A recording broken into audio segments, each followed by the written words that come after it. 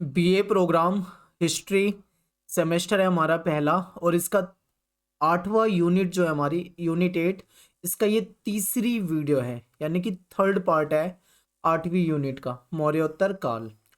आज के इस वीडियो में हम डिस्कस करेंगे एंशियंट हिस्ट्री। जैसा कि आपको पता है मौर्योत्तर काल के बारे में सब कुछ मैंने आपको जितना बेसिक था सारा बता दिया था पार्ट 1 और पार्ट 2 में।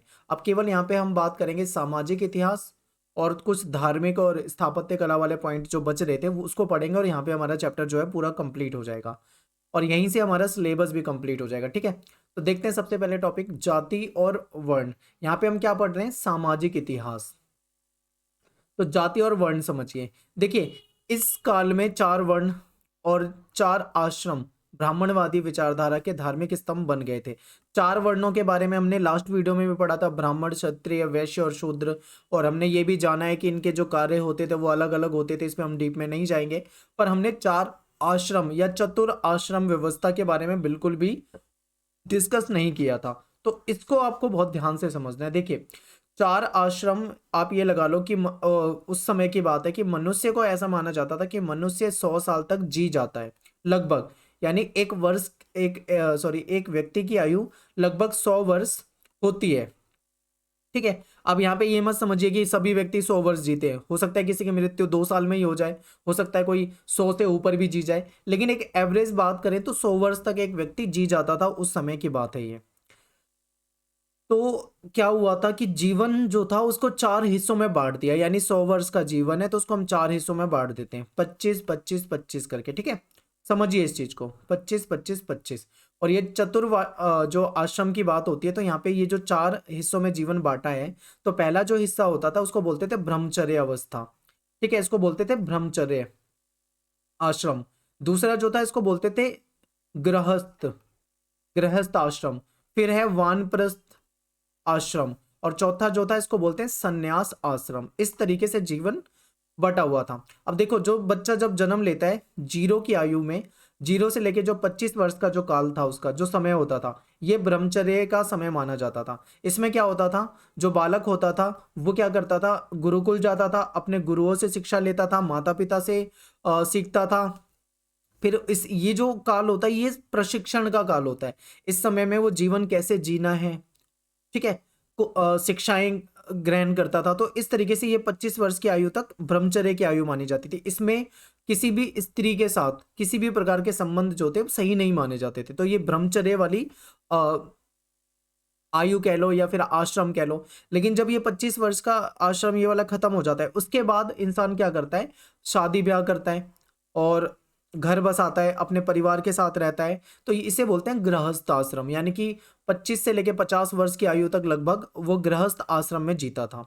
लेकिन जब वो 50 वर्ष का हो जाता था, यानी जो 25 साल का जो तीसरा आश्रम हो जाएगा, ठीक है, यानी 50 से लेके 75 वर्ष तक की जो आयु होगी उसे वानप्रस्थ, यानी इस समय वो अपने परिवार से और अपने जो मोह माया जो उसने बनाई होती है उससे दूरी रखने की कोशिश करता है, अपने आप को अकेला और अलग करने की कोशिश करता है। और जो सांसारिक सुख हैं जिनके पीछे वो इस आयु में था, इस वाले आश्रम में था, उनको धीरे धीरे छोड़कर आगे बढ़ने की कोशिश करता है। और जो लास्ट होता है, इस समय आप जानते हो कि इंसान बहुत ज्यादा बूढ़ा हो जाता है, तो वो संन्यास वाली अवस्था में आ जाता है, बिल्कुल अलग हो जाता है, अपने आप को अलग कर लेता है और घर छोड़ देता है। और इस ये जो संन्यास वाली अवस्था था, इसमें केवल एक ही उद्देश्य हो जाता है मनुष्य का, मोक्ष की प्राप्ति, यानी अब मृत्यु हो जाए और इस संसार से विदा हो जाए। तो ये जो चतुर आश्रम व्यवस्था थी, जिसको 4 आश्रम व्यवस्था कहते हैं, वो इस समय में महत्वपूर्ण बन गई थी। तो उम्मीद करता हूँ ये आसान लगा होगा, आपको समझ गए होगे। आगे देखते हैं। एक ही जाति और एक ही पेशे के लोग क्या करते थे, अपनी अलग बस्तियों में रहते थे। जैसे आपने देखा होगा कि गांव में क्या होता है, बोलते हैं ये ब्राह्मणों का गांव है, वहां पे जितने घर होते हैं वो सारे ब्राह्मण। ये दूसरी जातियों का गांव है। ठीक है, इस तरीके से होता था। तो यहाँ पे क्या होता था, एक ही जाति के और एक ही पेशे के लोग जो होते थे वो अपनी अलग बस्तियों में रहते थे। जाति प्रथा थी समाज में, ये हमने पहले भी पढ़ा था, इससे पहले वाले पार्ट में भी पढ़ा था। एक और ब्राह्मण, ब्राह्मण यानी कि आप ये लगा लो, जब हमने पढ़ा था वर्ण व्यवस्था, जहाँ पे हमने 4 वर्ण की बात करी थी, जहाँ पे ब्राह्मण जो थे वो सबसे ऊपर थे, सर्वोच्च इनको स्थिति रखी गई थी। जो दूसरी तरफ जो थे शूद्र जो थे वो सबसे निचले पायदान पायदान पे थे। ठीक है, तो यही बताया जा रहा है कि एक और तो ब्राह्मण जो कि उच्च वर्ण के माने जाते थे, तो दूसरी छोर में चांडाल जो कि बहिष्कृत माने जाते थे।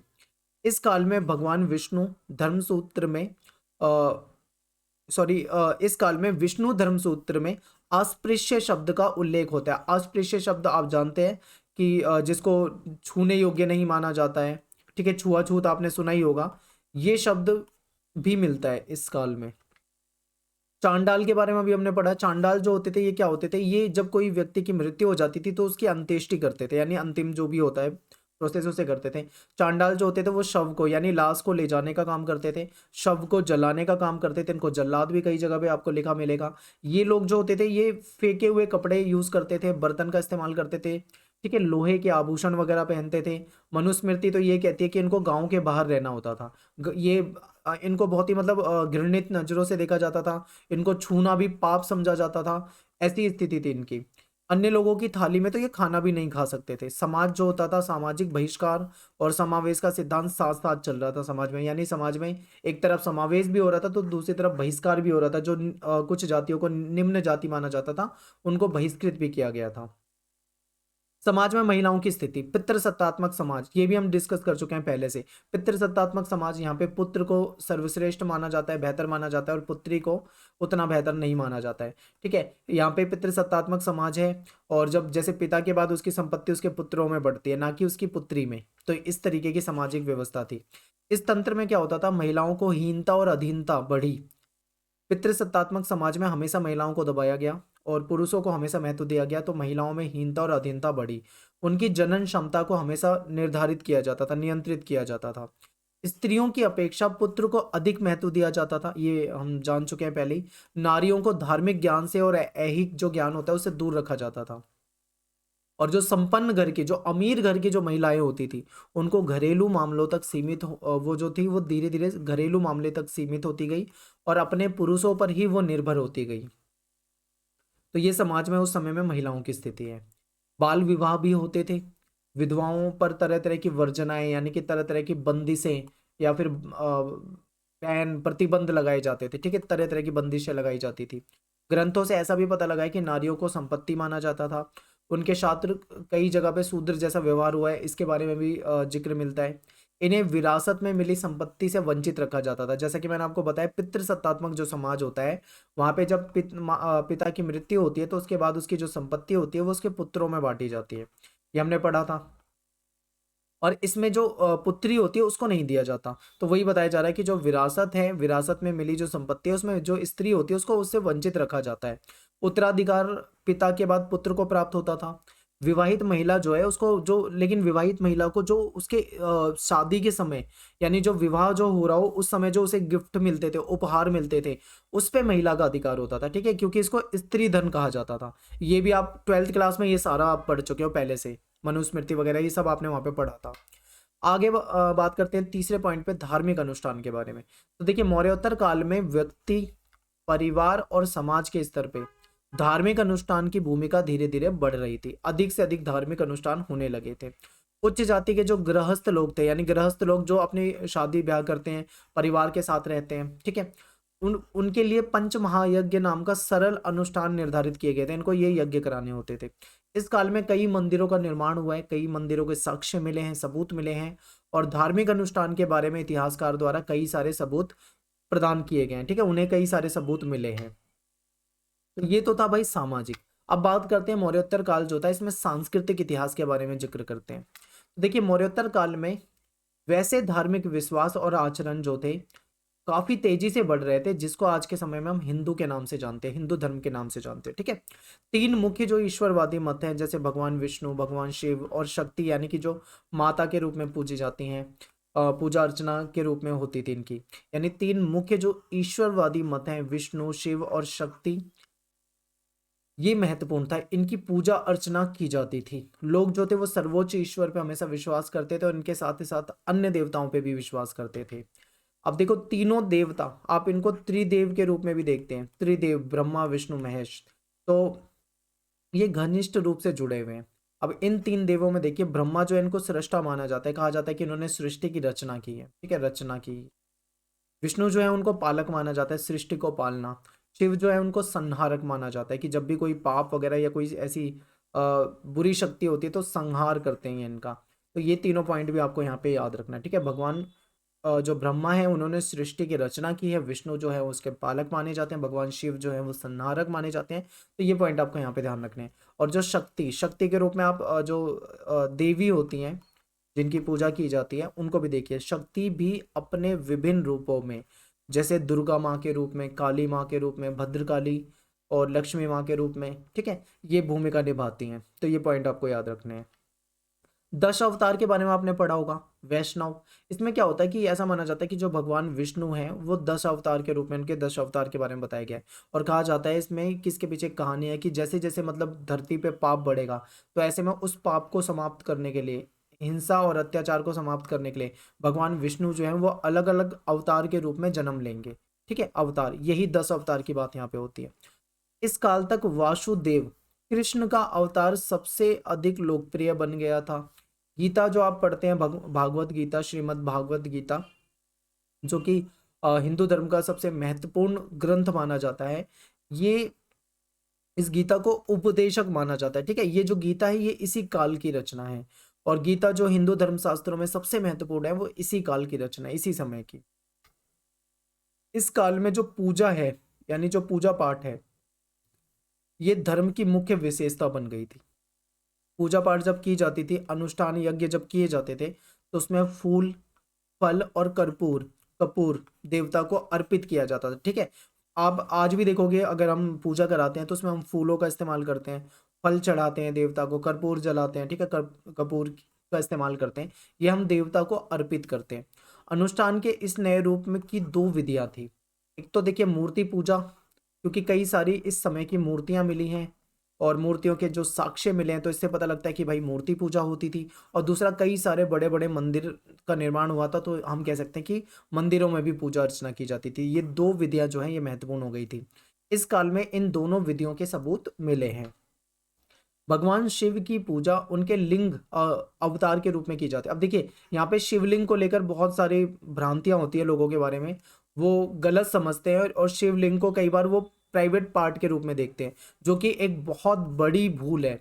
शिवलिंग का मतलब ये है कि लिंग का मतलब है प्रतीक के रूप में, ये प्रतीक है, ना कि इसको गलत तरीके से बताया जाता है। ठीक है, तो इस चीज को भी आप समझे, कभी आप ध्यान दें, कभी समय निकालें तो आप इन सब चीजों के बारे में बहुत डीप से समझें, पढ़ें इनको, आपको धर्म के बारे में और इन सब चीजों के बारे में अच्छा ज्ञान मिलेगा।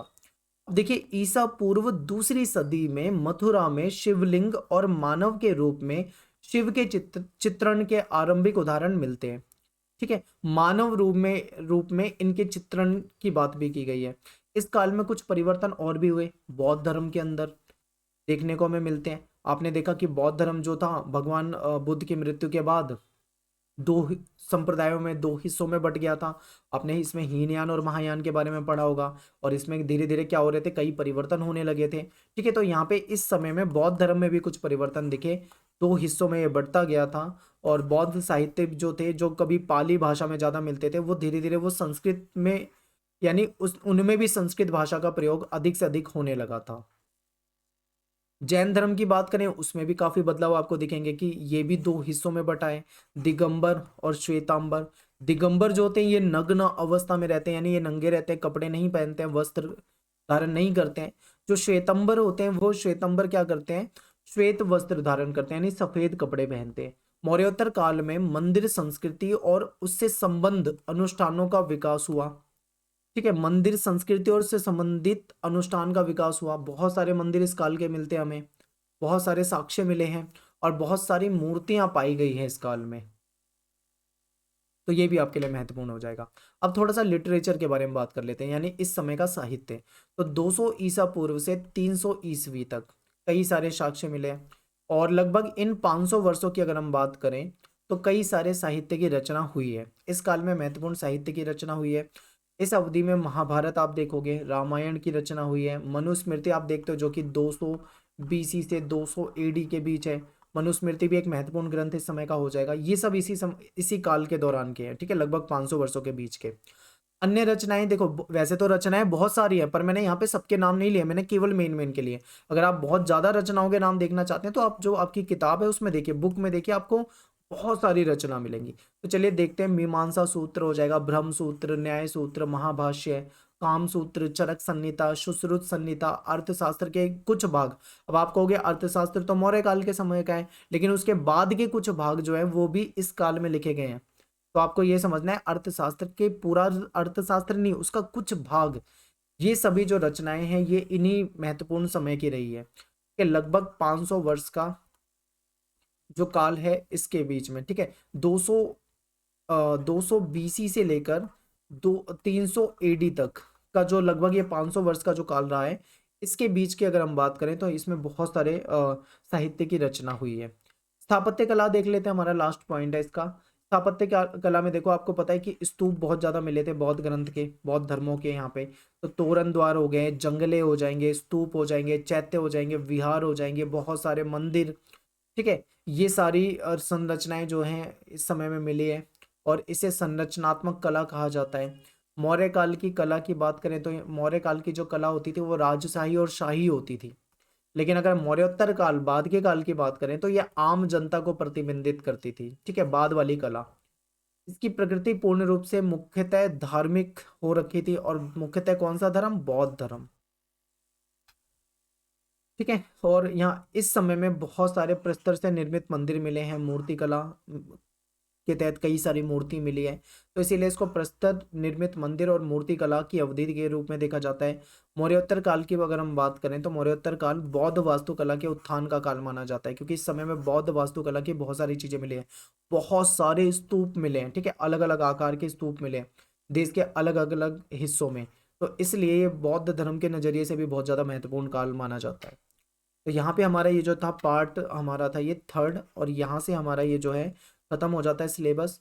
और देखिए, आप टेलीग्राम पे आप हमारे ग्रुप को ज़रूर ज्वाइन कर लें, और इंस्टा पे आप ज़रूर फॉलो कर लें अगर आप इंस्टाग्राम यूज़र हैं। तो यहाँ पे एक बात और बता दूँ कि आपकी ये जो सिलेबस है इसको हमने 2 प्लेलिस्ट बना रखी है, लिंक मैं आपको डिस्क्रिप्शन में दे दूंगा, प्लेलिस्ट 1 और प्लेलिस्ट 2, ठीक है। प्लेलिस्ट 2 जो है उसमें छठी सातवीं यूनिट के बाद के आपको चैप्टर मिलेंगे, और उससे पहले के चैप्टर आपको प्लेलिस्ट 1 में मिलेंगे, क्योंकि पहले जो हमारा चैनल था मेन एकलव्य स्टडी पॉइंट, वहाँ पे हमने बना रखे हैं आधे चैप्टर, और बाद के जो आधे चैप्टर हैं वो हमने इस वाले चैनल पे बना रखे हैं। तो आपको दोनों ही चैनल पे जाके देखना पड़ेगा, लिंक आपको प्लेलिस्ट का दे दूंगा, आप वहाँ से डायरेक्ट देख पाओगे, ठीक है। तो मिलते हैं नेक्स्ट वीडियो में। थैंक्स फॉर वॉचिंग सभी को। जय हिंद, जय भारत।